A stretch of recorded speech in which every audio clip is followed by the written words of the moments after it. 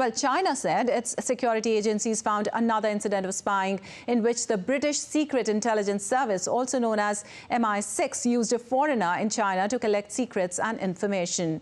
China, a Ministry of State Security, revealed on its social media account that a foreigner was in charge of an overseas consulting agency, and in 2015, MI6 established an intelligence cooperative relationship with the person. The MI6 also instructed him to enter China several times and instructed him to use his public identity as a cover to collect China-related intelligence for British spying, the statement said. The consulting agency was not disclosed by the Chinese government. Meanwhile, the British government has said Chinese spies are targeting its officials in sensitive positions in politics, defense and business as part of an increasingly spying operation to gain access to secrets. And DD India correspondent Patrick Falk joins us with more from Singapore. Well, Patrick, 3 more balloons are reported today after yesterday's complaint. What is Beijing trying to achieve with this?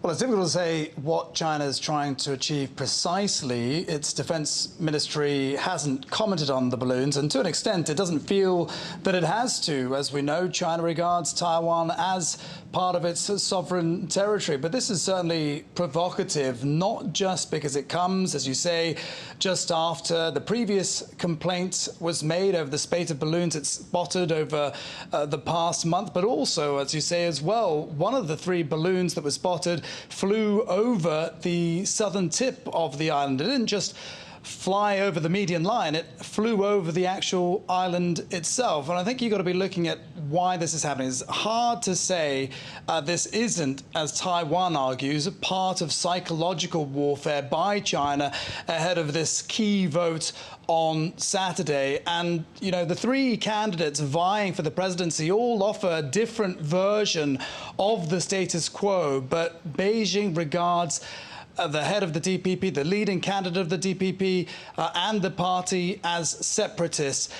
It is, as I say, William Lai is leading the polls, as I say, and, you know, this is perhaps a message from China to say that, well, if he does win, then it is going to mean a continuation rather, of tense relations between the 2 sides. But you may also make the argument that this could backfire for China because it is creating a lot of anger in Taiwan about Beijing's assertiveness.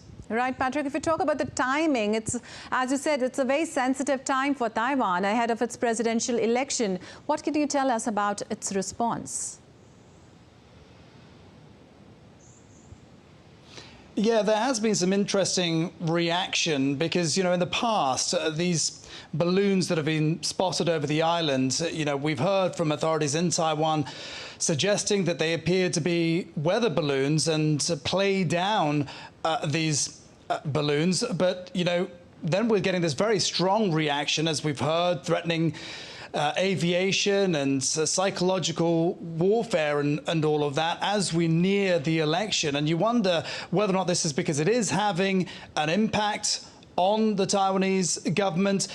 It may also arguably be trying to send a message to its people about, you know, what Beijing's intentions are, and also trying to highlight China's aggressiveness to voters as well. It's difficult to say whether or not that's the case, but certainly the response from Taiwan in recent days has been different to what we've seen in the past.